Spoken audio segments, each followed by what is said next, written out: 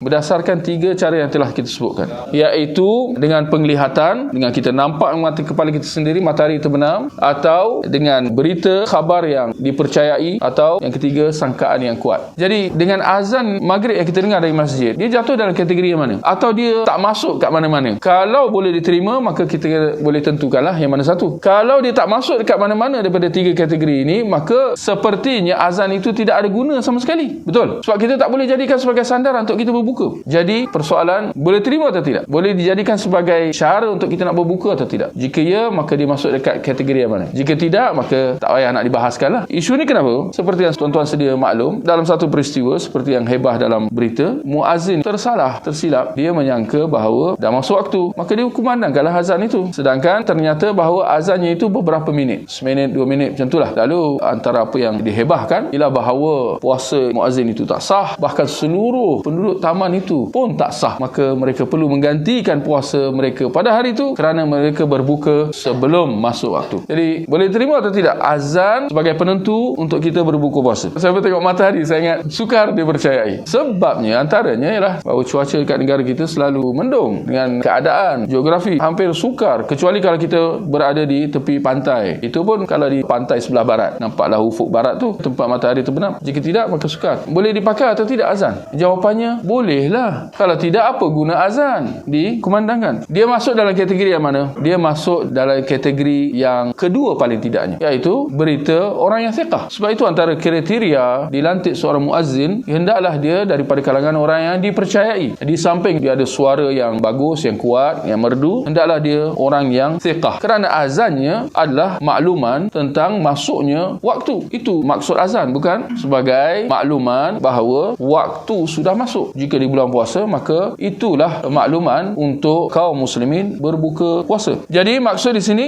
tidak ada masalah sama sekali untuk seorang itu berbuka puasa berdasarkan azan yang didengarnya, azan maghrib yang didengar dari masjid.